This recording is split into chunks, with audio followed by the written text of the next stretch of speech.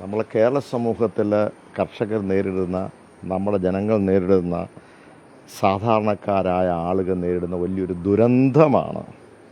അത് കണ്ടില്ല എന്ന് നടിക്കുന്നത് ശരിയല്ല. ഇപ്പോൾ മരിക്കുന്നത് മനുഷ്യരല്ലേ? നമുക്ക് അവിടെ ഈ പറഞ്ഞ ഉദ്യോഗസ്ഥരെയോ ഉത്തരവാദിത്തപ്പെട്ട ആളുകളെയോ ഒന്നും അവിടെ കാണാൻ പോലും കഴിയുന്നില്ല. ഇതുമായി ബന്ധപ്പെട്ട് തീർച്ചയായും കേന്ദ്രവുമായി ബന്ധപ്പെട്ട നിയമ ഭേദഗതി വേണം. അതിനുള്ള പോരാട്ടം ഒരു തരത്തിൽ പറഞ്ഞാൽ കേരള കോൺഗ്രസ് ഇവിടെയും അത് കേന്ദ്രത്തിലും ഞങ്ങളുടെ ഡെലിഗേഷനായി അന്നുണ്ടായിരുന്ന MLA ഉൾപ്പെടെയുള്ള വനംവകുപ്പ് മന്ത്രിയെ കണ്ട് അതിൻ്റെ എങ്ങനെ വേണം എന്നുകൂടി ഞങ്ങൾ ചർച്ച ചെയ്യുകയുണ്ടായി. ആ ചർച്ചയ്ക്ക് ശേഷം സംസ്ഥാന സർക്കാരുമായി ഇവിടെ വരികയും സംസ്ഥാന സർക്കാർ നമുക്കറിയാം കേന്ദ്രത്തിൻ്റെ നിയമമാണെങ്കിൽ പോലും ഇവിടെ ഈ പറഞ്ഞ ഒരു കൺകറൻറ്റ് ലിസ്റ്റിലാണ്. അപ്പോൾ ഇവിടെ ഒരു നിയമ ഭേദഗതി നടത്തണമെന്നാവശ്യപ്പെട്ടു. അതിൻ്റെ അടിസ്ഥാന നിയമ ഭേദഗതി നടത്തി.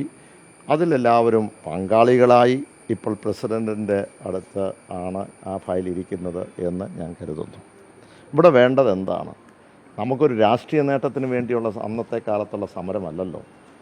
ഈ കർഷകരെ ചേർത്ത് പിടിക്കേണ്ട ഉത്തരവാദിത്വം ഭരണപക്ഷത്തിനുണ്ട്.